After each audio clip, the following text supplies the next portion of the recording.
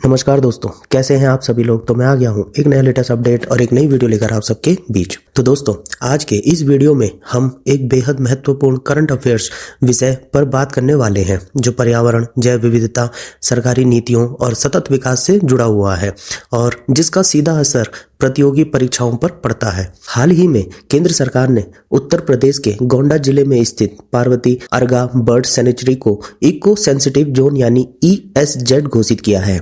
यह खबर पहली नजर में साधारण लग सकती है, लेकिन इसके पीछे छुपा हुआ महत्व बहुत बड़ा है। दरअसल भारत में पर्यावरण संरक्षण को लेकर सरकार की रणनीति, जलवायु परिवर्तन से निपटने की कोशिशें और प्राकृतिक संसाधनों को बचाने की दिशा में यह कदम अहम माना जा रहा है। छात्रों के लिए यह समझना जरूरी है कि इको सेंसिटिव जोन क्या होता है, पार्वती अर्गा बर्ड सेंचुरी क्यों महत्वपूर्ण है, इसे ESZ घोषित करने की जरूरत क्यों पड़ी और इससे पर्यावरण, स्थानीय लोगों और देश को क्या फायदा होगा। सबसे पहले बात करते हैं पार्वती अर्गा बर्ड सेंचुरी की। यह पक्षी अभयारण्य उत्तर प्रदेश के गोंडा जिले में स्थित है और मुख्य रूप से दो झीलों पार्वती झील और अर्गा झील के आसपास फैला हुआ है। यह क्षेत्र एक महत्वपूर्ण आर्द्र भूमि है जहां साल भर और खासकर सर्दियों के मौसम में बड़ी संख्या में प्रवासी और स्थानीय पक्षी देखने को मिलते हैं। साइबेरिया, मध्य एशिया और ठंडे क्षेत्रों से आने वाले प्रवासी पक्षी यहां भोजन और सुरक्षित वातावरण की तलाश में आते हैं। इस कारण यह अभयारण्य न केवल भारत के लिए बल्कि वैश्विक स्तर पर भी महत्वपूर्ण माना जाता है। यही वजह है कि पार्वती अर्गा क्षेत्र को रामसार कन्वेंशन के तहत अंतर्राष्ट्रीय महत्व की आर्द्र भूमि का दर्जा भी दिया गया है। रामसार साइट का मतलब होता है कि यह क्षेत्र जल संरक्षण, जैव विविधता और पारिस्थितिकी संतुलन के लिए बेहद जरूरी है। अब सवाल उठता है कि इको सेंसिटिव जोन आखिर होता क्या है। इको सेंसिटिव जोन वह क्षेत्र होता है जिसे किसी राष्ट्रीय उद्यान, वन्य जीव अभयारण्य या जैव विविधता से भरपूर इलाके के आसपास घोषित किया जाता है ताकि उस संरक्षित क्षेत्र पर मानवीय गतिविधियों का बुरा प्रभाव ना पड़े। आसान भाषा में समझें तो ESZ एक तरह का बफर जोन होता है जो प्रकृति और इंसानी विकास के बीच संतुलन बनाने का काम करता है। इन क्षेत्रों में भारी उद्योग, खनन, प्रदूषण फैलने वाली फैक्ट्रियां, बड़े निर्माण कार्य और जंगलों को नुकसान पहुंचाने वाली गतिविधियों पर या तो पूरी तरह रोक होती है या फिर सख्त नियंत्रण लगाया जाता है। हालांकि स्थानीय लोगों की रोजमर्रा की जिंदगी से जुड़ी गतिविधियों को पूरी तरह नहीं रोका जाता, बल्कि उन्हें पर्यावरण के अनुकूल तरीके से करने पर जोर दिया जाता है। अब समझते हैं कि सरकार ने पार्वती अर्गा बर्ड सेंचुरी को ESZ क्यों घोषित किया। पिछले कुछ वर्षों में भारत में तेजी से शहरीकरण, औद्योगिकरण और अवैज्ञानिक विकास के कारण कई आर्द्र भूमियां सिकुड़ती जा रही हैं। झीलों में गंदा पानी, प्लास्टिक कचरा, रासायनिक अपशिष्ट और अतिक्रमण जैसी समस्याएं बढ़ रही हैं।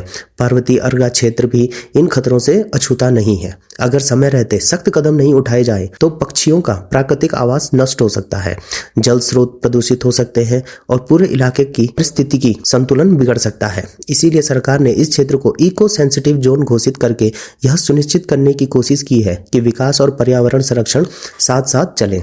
छात्रों के लिए यह समझना जरूरी है कि ESZ घोषित करने की प्रक्रिया कौन करता है।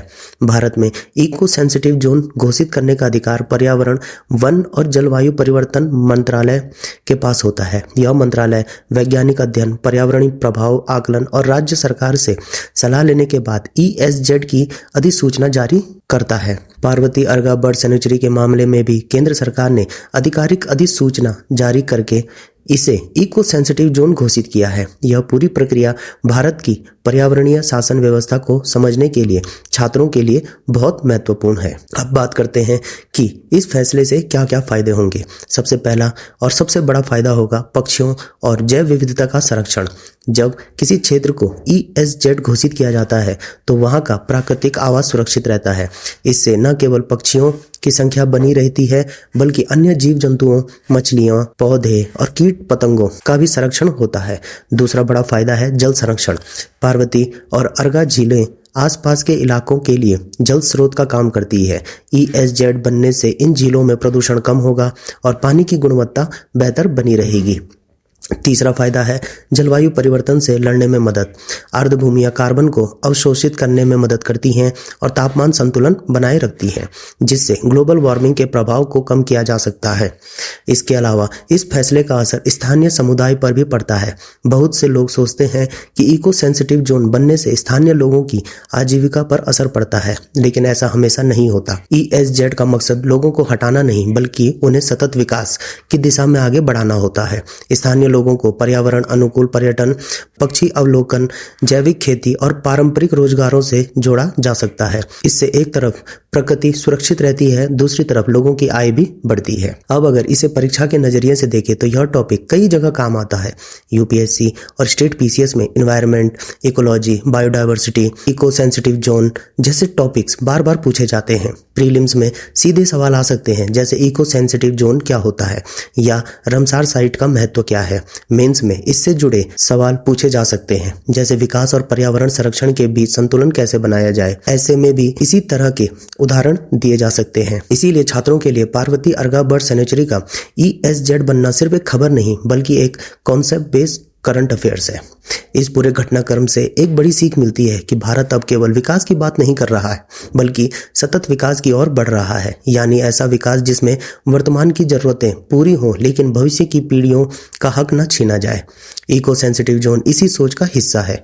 पार्वती अर्गा बर्ड सेंचुरी को ESZ घोषित करना यह दिखाता है कि सरकार अब प्राकृतिक संपदा को एक बोझ नहीं, बल्कि एक संपत्ति के रूप में देख रही है। अंत में अगर हम पूरे विषय को एक लाइन में समझें तो कहा जा सकता है कि पार्वती अर्गा बर्ड सेंचुरी को इको सेंसिटिव जोन घोषित करना भारत की पर्यावरण संरक्षण नीति का एक महत्वपूर्ण कदम है, जो जैव विविधता, जल संरक्षण, जलवायु परिवर्तन और सतत विकास चारों को एक साथ जोड़ता है। छात्रों के लिए यह खबर इसीलिए भी जरूरी है क्योंकि यह दिखाती है कि किताबों में पढ़े गए टॉपिक्स असल जिंदगी में कैसे लागू होते हैं। अगर आप इस विषय को अच्छे से समझ लेते हैं तो न केवल आपकी करंट अफेयर्स की तैयारी मजबूत होगी, बल्कि पर्यावरण जैसे स्कोरिंग सब्जेक्ट में भी आपकी बढ़त मिलेगी। तो दोस्तों, आप लोगों की क्या राय है कमेंट बॉक्स में जरूर बताएं। तो दोस्तों, आज के लिए इतना ही। मिलता हूं मैं दोबारा एक नए लेटेस्ट अपडेट और एक नई वीडियो के साथ। तब तक जुड़े रहिए। धन्यवाद। जय हिंद, जय भारत।